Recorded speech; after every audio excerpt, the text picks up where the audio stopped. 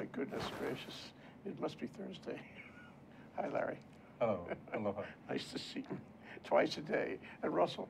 Aloha ni hao. Ni hao ma and all that. I como mai ni hao ma. Wow. Okay, let me clarify this a little. Larry and I spent lunch together. He was a member of our panel on offshore investment in Hawaii, which included, of course, China, and he's an expert in China. We'll talk about that. And Russell, I don't know when you came in, but it was recently from China. And Russell is a Hawaii lawyer practicing in a law firm in Beijing, and that's really interesting. And Larry has lived for years in Shanghai, and is now teaching at the law school. Back teaching at UH Law School. He was the dean there for a long time. Yeah, wow. And to sit next to you guys. Wow. He's Mr. Shanghai. Mr. Beijing. So there is a little intercity rivalry here.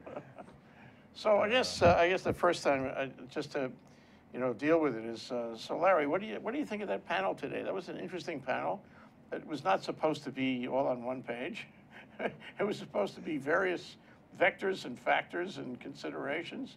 I guess it did portray, which I didn't really intend, but it portrayed simply by number of speakers that real estate is still king in Hawaii. As an investment object, real estate's still really important. But beside that, it went where it went. No, I thought the panel really it had cohesiveness actually, and there's a lot that all of us agreed. I think the underlying thing that we all agreed on, many things we agreed on, but the core was the topic of the panel, that Hawaii needs offshore investment. We have precious little capital. We're a very small state. We have precious little capital here in Hawaii. And in order for us to grow and evolve, we need outside capital. And I think everybody was in more than full agreement on that. There are others outside the panel who would disagree with us and see different models, but I think everybody on the panel felt that bringing in outside capital was a good way of moving Hawaii forward. Yeah. What we didn't talk about, and it's hard to talk about, Jerry Sumida of Carl Smith Ball made a couple of remarks about these bad investments. We all know which ones we're talking about. Super Ferry, now TMT, there was another one too. Oh, and Well, hopefully not yet TMT. There's still some things to go forward on that, but yeah. Yeah. Well, it's that the investors are probably standing on the sidelines, thousands of miles away, scratching their heads. What could have we done about this? I mean, I remember when TMT came to town, we had a show, we had a luncheon program, something like today, and they came in and presented, and they said, we know how to do this. We are going to dot every I, we're going to cross every T, we're going to do it by the book. You will see how we, ingratiate the community. Yeah. Everybody's going to love us. And they went through 7 years of public hearings and in multiple venues, and each step of the process they got approvals from the I'll call them the institutional stakeholders. And then, boop. Now I agree with you. It's not dead, certainly. Yeah. But it's not over. Yeah. and there'll be some more, in Yiddish, a little service before this is resolved. And yeah, it's really too bad. I mean, not just because there's a couple of $1 billion involved in TMT, but because there are other investors sitting on other sidelines watching what we do, and it does not encourage investment. Yeah, but part of what it points to, and if you take, well, there's sort of the investor perspective, the environmental perspective, the Native Hawaiian perspective. They're all good, credible perspectives, and the idea is to try and that's what everybody, well, that's what the investors had thought they had reached, was sort of an agreement with everybody that this could go forward. So I still hope that's possible. But the Native Hawaiian perspective of Mauna Kea being a sacred mountain, absolutely. So the scientists and folks that work up there really need to be keenly aware of that fact, the environmental factor. All that stuff has to be really talk about dotting I's and crossing T's. There's a stewardship, a responsibility that comes with the kuleana of having the opportunity to build a telescope there. If you were a lawyer practicing in Beijing, and you have been, you've been in situations like this, and your client came to you and it had a couple of $1 billion to spend on a 14th telescope on the top of Mauna Kea, would you tell him to do it or forget about it? So the camera may not see it, but you're looking at me and saying Beijing. He's the Beijing lawyer. Oh, sorry. So I'll give that one to Russell. Good move. I'm not very well versed in the local affairs. That's why I looked at you. I think it was natural, passing the bucket. Well, I think that's a very good question, Jay. I think that the doing business is very different in China and Asia as opposed to the U.S. I think the process is different. I think the client has to be aware that because of the way the process is, the democratic process, that there are going to be a lot of opportunities for different groups to voice their concerns, legitimate as they may be, and that you have to have that tolerance, level of tolerance. You have to give them managing the process and managing the client their expectations. Managing to understand that, you know, things are done differently, no matter which way you cut it. The same way if I counsel a American client that goes to China, I would counsel them what are the expectations.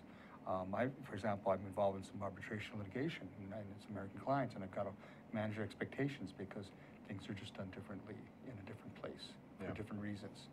And although you may not agree with them, you have to respect the fact that this is part of the woven into the reality. Process and the reality. Yeah. So it is really burden, throwing back to the lawyer, is managing the process, managing the expectations. That's universal, whether you are a Chinese lawyer or a American lawyer. And that was one of the points I was making at lunch today. One of the major reasons for so many Chinese foreign direct investments failing is that they fail to appreciate the local culture, the local politics, the power of public opinion.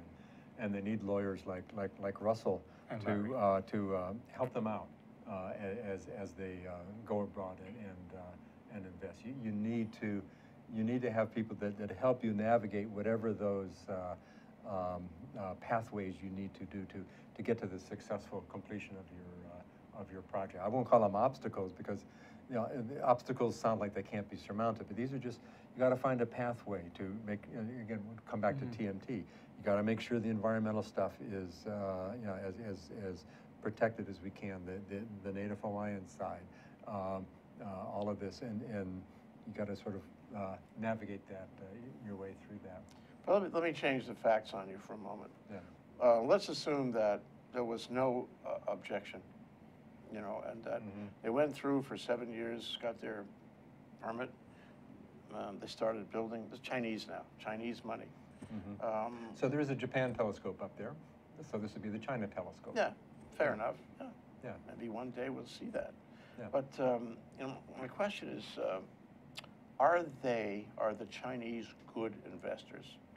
When they go, I mean, I remember some of the stories you've heard about building steel mills in Brazil, building in Africa now. You know, where sometimes they're kind of roughshod over the local community, and they get it done. You know, they do what they said they're going to do, but they do it in a sort of hard way. And so the question is, if they came to a place like Hawaii in numbers, with numbers, big, you know, $1 billion investment, would we like it? What would we have to do to manage that? Because it sounds like you'd have to work a little bit, but you tell me. Well, I think I've got a good answer to Jay. I think the process a few years ago in China, how they did things going outside of China was very different than today. I work with lawyers from China Petrol, where I actually work and teach them international contracts and commercial transactions. And I learned a little bit about their businesses also. Today, they follow the rules that you would find in any global law firm. They go out, they bid. They even have American subcontractors on jobs in Africa where, for example, they're going to drill for mines.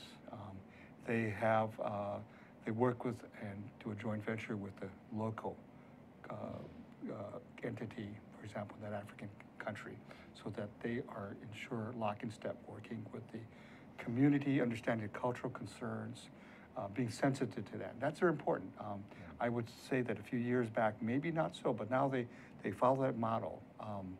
And in fact, recently, there was a little complaint in Kenya about certain Chinese restaurants saying that we cannot accept certain kind of people. And they were quickly, government, everybody shut that restaurant, said, you know, you got to And the certain kind of people were Africans. Africans, right? Yeah. And the excuse was they thought that may be terrorists on top of that.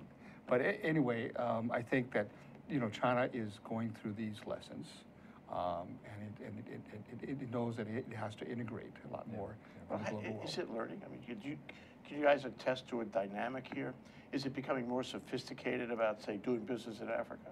Absolutely, absolutely. I was talking to a lawyer yesterday who's she's located in Shanghai. She's an international commercial arbitrator, and she was talking about the Chinese investment in Africa, and said, you know, when it first started, there were just all kinds of issues, and says it's just gotten substantially better. And this is from someone who handles the disputes that sometimes come out of these things. So it really has gotten better. I keep drawing parallels to the Japanese investment in the U.S. And so when the Japanese first came and built their factories, and they ran them like a Japanese company, and they, you know, sort of ignored the local community, all these kinds of things, and they learned, and the Chinese have learned good lessons as they go out. And they're more and more sophisticated, and again with the help of good advisors who can advise them on the cultural, political, and public opinion aspects of these things. You know, I think there'll be just more and more success stories of Chinese outbound investment. So apropos to our, you know, luncheon program and all that, seems to me what you're telling me, you're trying to tell me, is that it's only beginning for us here in Hawaii. Yeah.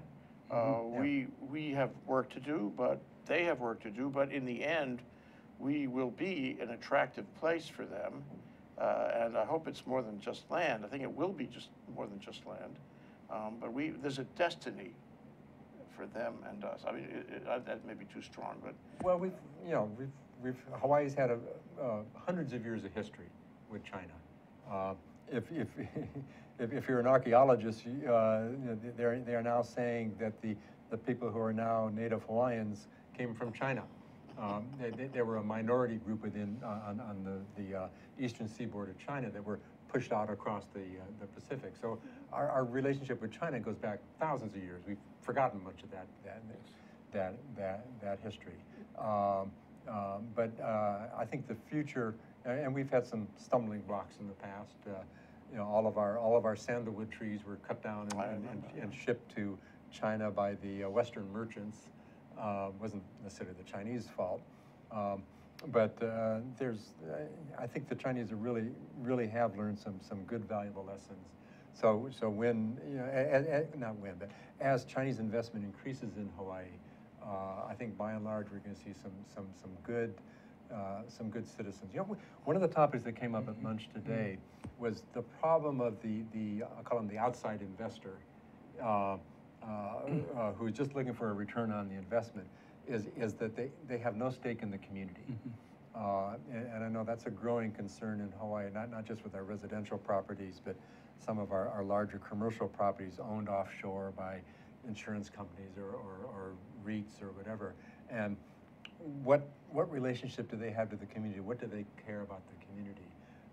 I would like to think that many of them do care about the community. You know, so if you take a large shopping center that's owned by an insurance company out of I don't know, Florida or someplace like that, the success of that shopping mall is based on the local market.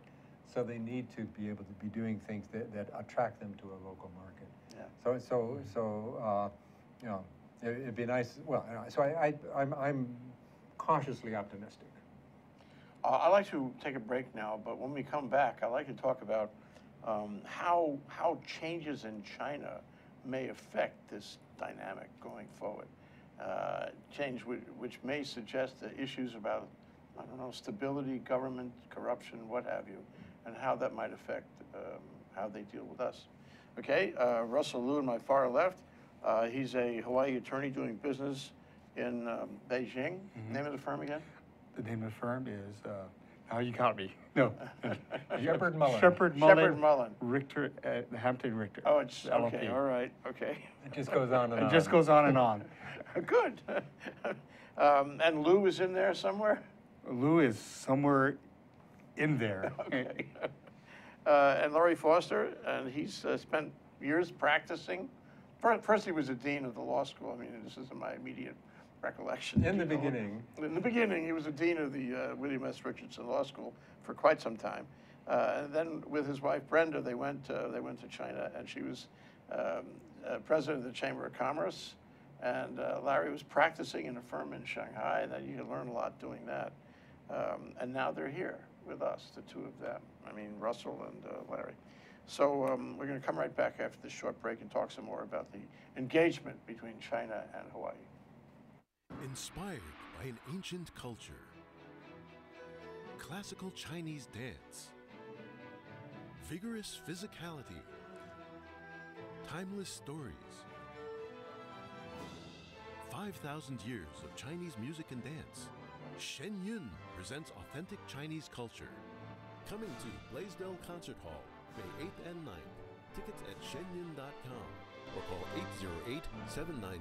808-792-3919. Hi, I'm your host on ThinkTech Asia, Bill Sharp. I look forward to you joining us each Monday between 4 and 5 o'clock when we film right here in our studio in downtown Honolulu.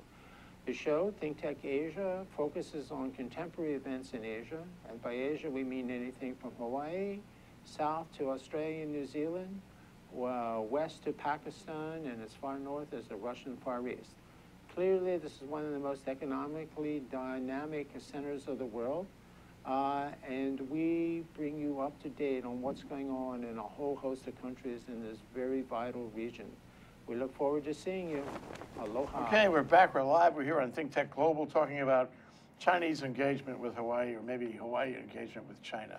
With two experts, Russel Leu, a Hawaii attorney practicing in Beijing, and Larry Foster, who practiced for many years in Shanghai. And both very familiar. In fact, we could do this whole show in Mandarin. You want to try to do that? Okay. Okay. Okay. I knew you'd say that. Anyway, so, okay, there are things happening in China. There always are things happening that hit the front page, and they're scandalous. They suggest corruption.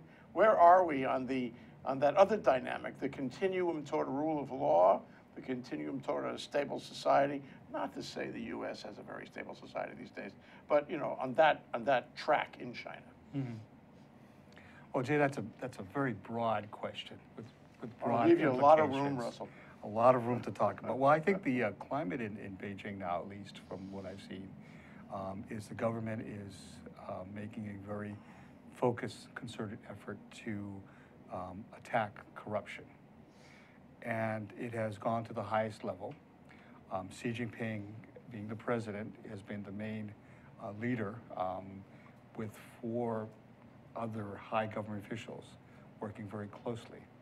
And one of the things that is going to be a very important case is the public security czar, was very powerful, who has been in power for many years, is going to go on trial. Trial date has been set.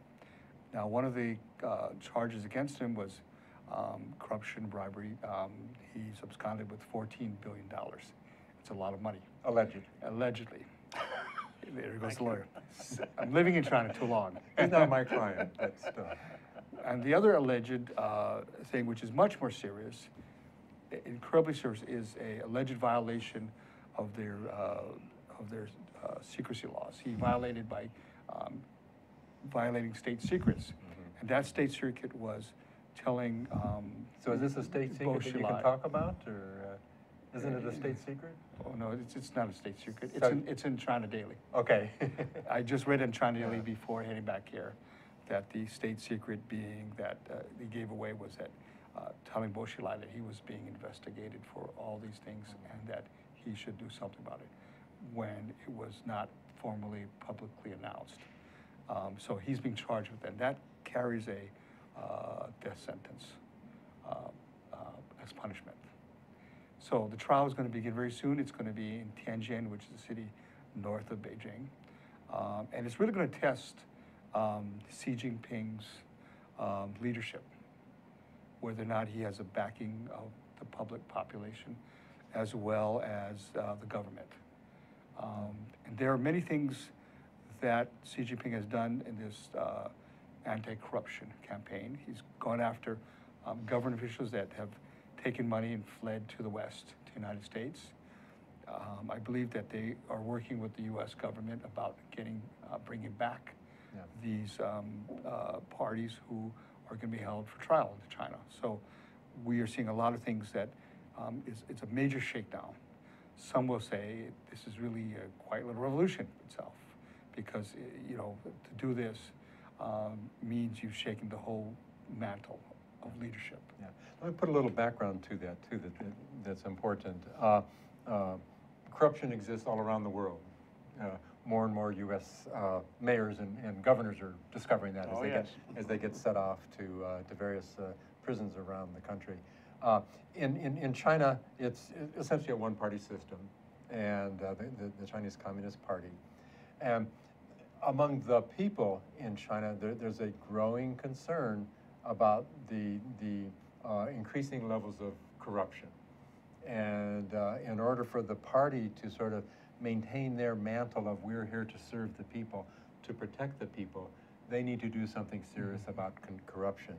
So that's a narrative that's explains what Xi Jinping is after. So Right. So in China they call these high-level people like Bo Xilai and Zhou Yongkong, they call them the tigers. So the corruption czar has bagged a number of big tigers and a number of smaller tigers as well. And the audience for all of that is in part the West, but primarily it's the people of China. It's people. We are here protecting you. Your Chinese Communist Party has your best interests in mind. We're going to get rid of corruption. Like to add what Larry says, it's really important for you to understand is that really what's being tested is the survival of the party. Yes. And what complicates it more is that China's been to the path where it's influenced a lot by the West, the younger generations. People are buying iPads, iPhones, and the cost of domestic things in China, to live everyday living things, food has dramatically risen. There's inflation. Things people are starting to can't afford to buy homes. The price has gone way up. So there's a sense of concern that people are going to link this and say, well, look at all these people with government. The party has lost it. Yeah. There's a gap that's getting wider. Yeah. So it's imperative that Xi Jinping address it for the party's sake. In the United States, we just vote people out of office. Yeah. That doesn't That's work well. right. Concept right. is In different in China. So, I think that's a good point. I remember Chris McNally, you know him, he's Yes. a China expert. Yeah. Very talented. Yes, he gave a speech way back when, and I remember what he said. He said that deep in the Chinese history and culture is the notion that if the government isn't taking care of the people, then the people have the right to upend the government.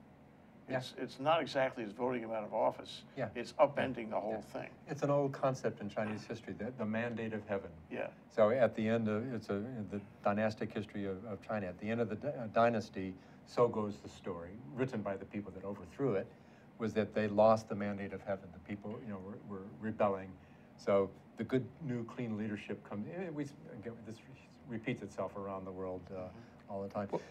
The competing narrative with Xi Jinping, which is an interesting one. So a narrative is that he's getting rid of corruption. The competing narrative is that it's all a power play. That he's getting rid of people that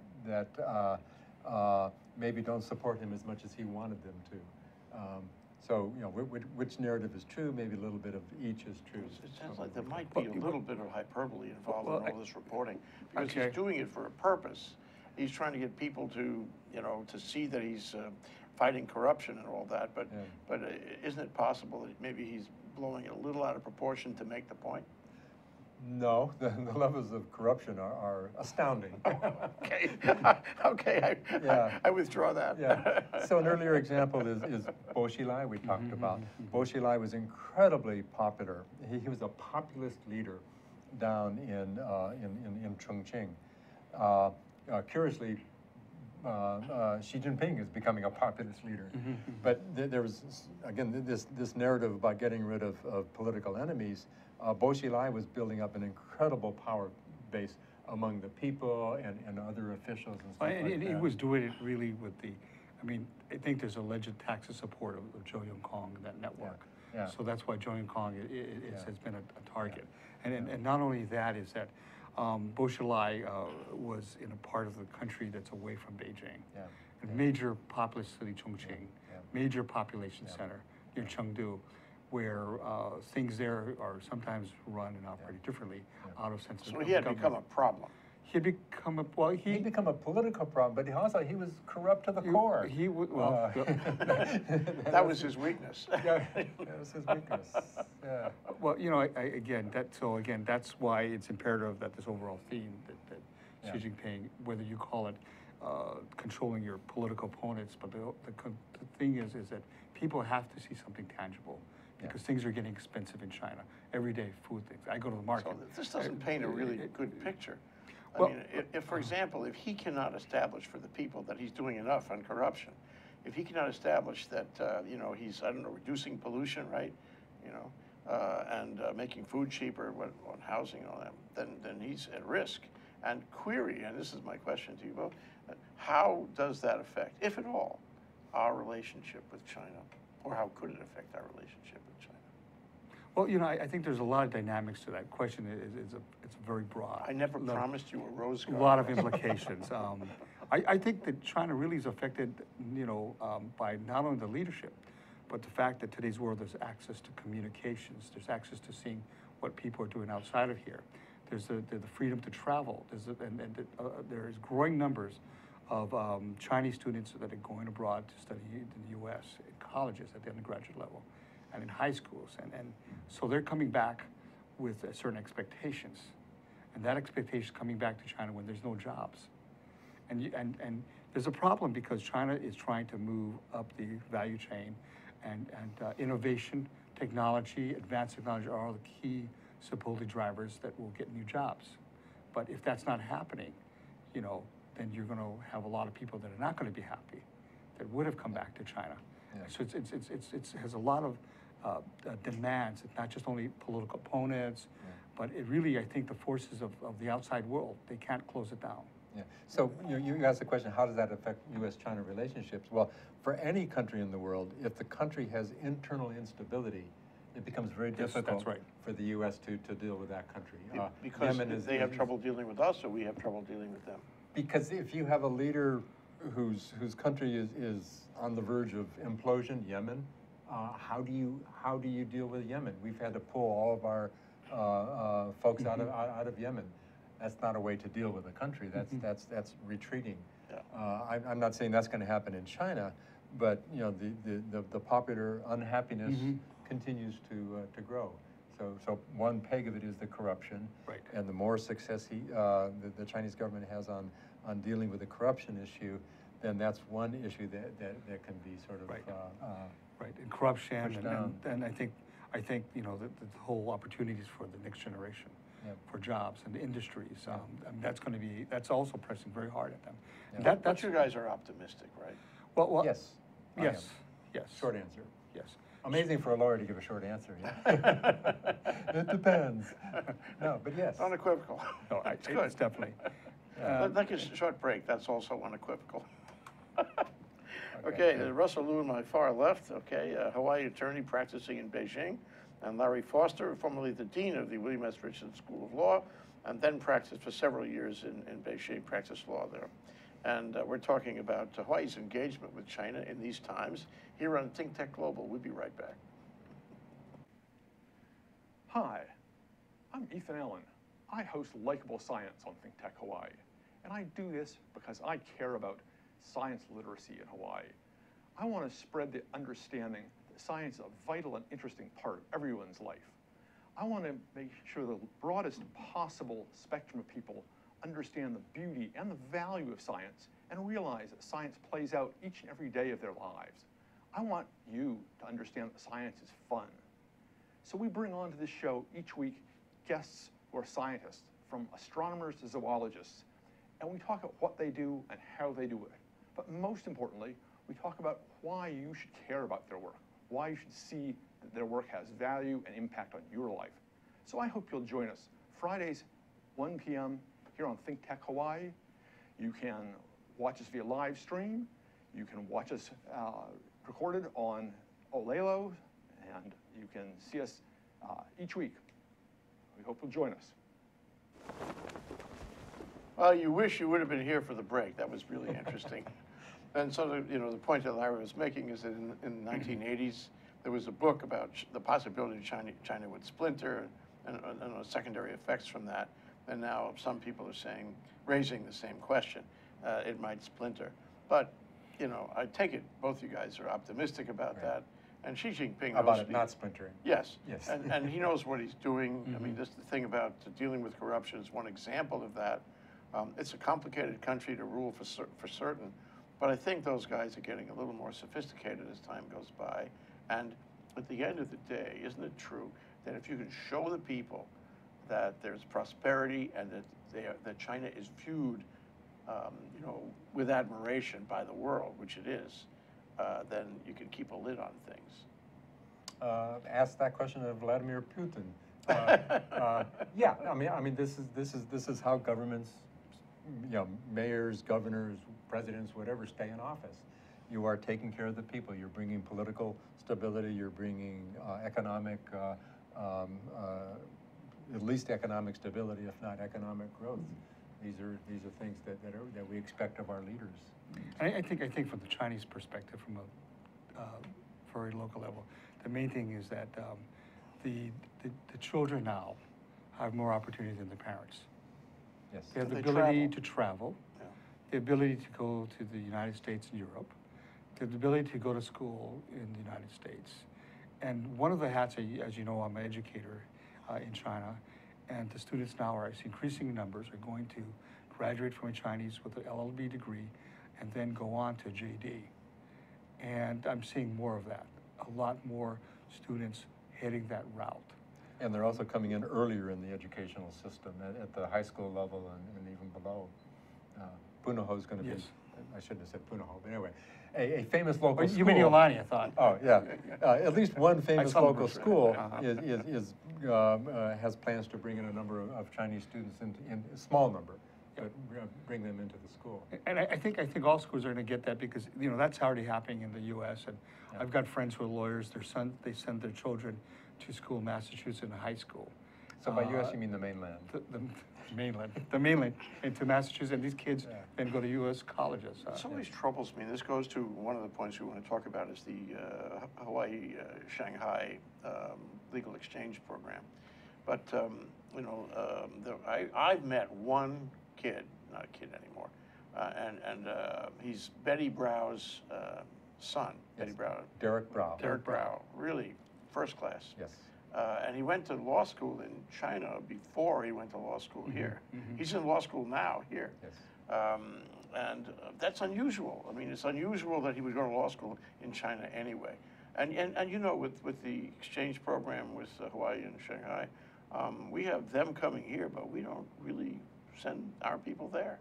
And we need to do that. I mean, Hawaii is in a perfect place to do that. And don't you think, if we did that, it would guarantee better relations, multi-generational relations, better business, all that stuff. It's easy to see that. Yeah. I think, Jay, that's a problem with all Americans, most Americans, because only 25% of the American population carry passports. 75%, there's no need. They will stay at home. I think that's a problem. Even seeing American students coming to China to study language, it's very unusual. I see high school children, college, all from Europe, Africa, other places, but not the U.S. Noticeably absent. Yeah. What's missing and what do we do? I don't think we can control the whole country right here from this table, but we might have an effect on Hawaii. So what do we do in Hawaii to, make this exchange more robust? Well, here's my thought. These are my thoughts. I think, first of all, we need to take a very proactive role. We need to, in the University of Hawaii system, where there's room, we could get more college students from China who will come here, IT people, people that might end up staying here to build this nucleus community here. And that gives local interaction. Kids here get a chance to rub elbows, learn how they think. When I went to UH Business School, the joke I had with my other colleague was, oh, there's too many Chinese in this class. We're going to switch to the class where there's no Chinese because the curve is going to be really hard for us to get an A. Today is the opposite. You would say, too hard you had the kids tell them, go into classes where the Chinese are, you see? But you need much more of that interaction. Like Larry has said, that Pono's starting a program to bring in high school. That's great. You need more of these programs. People need to see each other, I think, and things will happen because the Chinese people are people who are more of a word of mouth people, okay? And the kids that will come to Pono will probably come from good families, and they will tell the other friends, and it grows very quickly. How can we get those kids to, when anybody asks me, what should I tell my kid to do after high school or after college? I tell them, send them to China. But the air's no good. Send him to China. Have him exposed to that.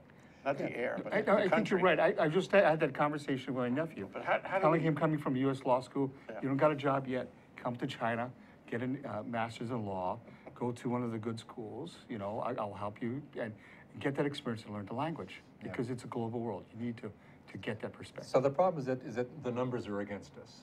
I don't remember the statistic, but someone was just telling them to me a couple of days ago. I'm of an age where I forget things very rapidly, but the number. You're not the only one, What did you just say, Larry? Huh? The number of outbound U.S. citizens going out for educational purposes at whatever level pales in comparison to the number of people coming into the United States for this. So you begin at a grassroots level. Support Pacific and Asian Affairs Council.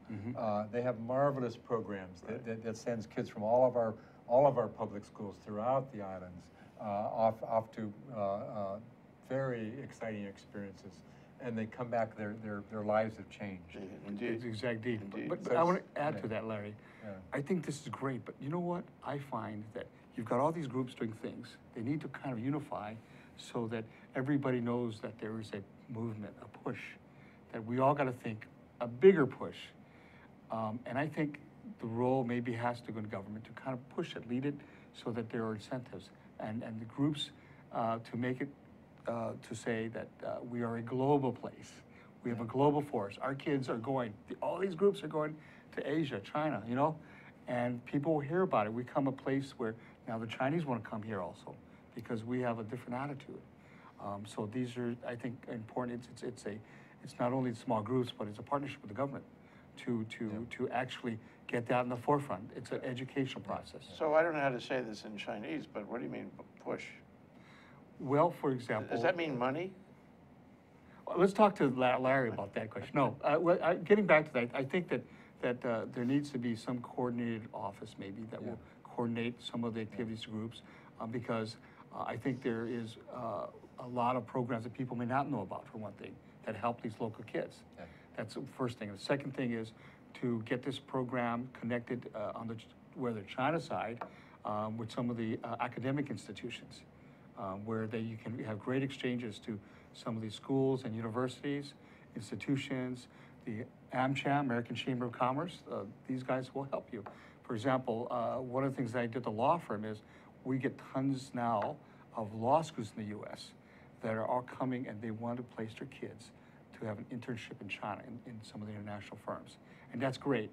But again, from a selfish point of view, if Hawaii took a lead on that, where we're getting our kids more exposed, I think that part of it is key to this. And part of the push, yes, is money. Saudi Arabia has a government policy, as I understand it, where anybody at the undergraduate or graduate level who wants to go overseas to study, they will write you a check. Yes. The law school has been a huge beneficiary of that in our Master's in Law program, that every year we have 1 to 4, sometimes 5 students from Saudi Arabia here in Hawaii studying law, and their government has paid the freight for them. And It pays huge dividends, huge. Huge. You can see it. Yeah. If you want to see an example of how this works really well, look at APCSS. Yes. You know, they're making friends with people. They're causing those people to make friends with other people. Yeah. It's like a chain of friendship, Yeah. and it lasts for life. Yeah. So part of it is the soft diplomacy. yes. And the other part of it is just this people to people. You know, forget about diplomacy and all that stuff, but People to people. Just people to people. That, you know, you meet people in China, and as a person on the street, Mr. Zhang, you know, you can have a great conversation with Mr. Zhang, even though I'm Caucasian and he's Chinese. But depending on the flavor of the day in politics, maybe some days it's really hard for President Obama to get on the phone with Xi Jinping and say, hey, how are things going? So it's that person-to-person thing that is so critical. Yeah. And- We're all citizen diplomats, really. Yeah, absolutely. And one of the big things is understanding the Chinese, when they come over here, looking at their needs, they really want the two things: good education for the children. You got good schools here, you know, great programs. Second thing is safety. Yeah, but throws the curve off, though. I'm only kidding. So the UC system is struggling with this right now. You know, so yeah, it does create a lot of unintended consequences Yeah. that one has to Before, deal before with. we finish, we had a couple of minutes left. Only, I wanted to get, you know, a sort of a précis on how we were doing with the China, rather the Shanghai, Hawaii Legal Exchange Program. It's a very exciting program. Sure. Let me give a little bit of report on that, relatively short report. So this is a program that a small group of Hawaii lawyers started about 4, 5, 6 years ago, at the urging of a older Chinese lawyer in Shanghai, who felt the need for the young Chinese lawyers to get out and experience things outside of China. And it started off as sort of a private program, and then the local Justice Bureau in Shanghai sort of adopted the program, and they've assisted funding the Chinese lawyers. That was a big to come step, here. big step. Yeah. That's been extremely helpful. It's been in hiatus for about a year now, but it's really coming back. In May, we'll be doing interviews with some candidates in Beijing, in Shanghai. In the meantime, we're going to be, hopefully, knock on wood, signing a bar friendship agreement with the Suzhou Bar. And Suzhou Bar is very eager to have some of their lawyers come to Hawaii. And when they come to Hawaii, lawyers like Jay and others are very helpful in taking them around and showing them Hawaiian culture, American legal culture, all of these kinds of things. Putting them at this table. It's a great experience for them, and it comes back to sort of the people-to-people thing. And I think to add on that, you know, what's good is you should look at some of the other second-tier cities like Chengdu, Yeah. Chongqing, because Yeah. that's where I think you'll get a lot of more participation because they're not the first-tier cities. Yeah. It's a labor-intensive process. But we've got people like you, Larry, here. Yeah. You are, I believe, involved with that. Yeah. So, but anyway, so it's worked out really well, bringing 2 to 3 a year. Yeah. And You know, somehow it's the key, really. This program is the key. Yeah. It goes on, it continues. It's been going on for several years. And, you know, it shows everybody that we can do this, and then we have to just figure out a way to make it reciprocal, make it mutual somehow. yeah, so that's the complicated side. So I mentioned the Chinese government funds part of the money for the Chinese lawyers to come here, but what's happening to the Chinese lawyers is that they kind of give up their practice for 3 months. Yeah. That's a big economic blow. Yeah. And But so they're committed to doing it. they're committed to doing it, but it's hard to do. Yeah. So not everybody's going to do it. Yeah. And the same thing from this side. It's hard to make that kind of a financial commitment. At the end, on this side, it comes to money, I think, and if the legislature, bless them, would put a little money into this, I think we would have huge You're very kind of the benefits. legislature today. You noticed that. That's Larry Foster, and he was the dean of the William S. Richardson School of Law for several years, and practiced in Beijing. Shanghai. I'm sorry, Shanghai? I'm the Howley, he's the Pake. You can't tell us apart sometimes. But, I have to go more often. And Russel Leu, he's a Hawaii attorney practicing in Beijing. Here on ThinkTech Global, we've been talking about Hawaii's engagement with China, and we're only starting. Thank you, gentlemen. Thank you. Thank you. Thank you, Russell.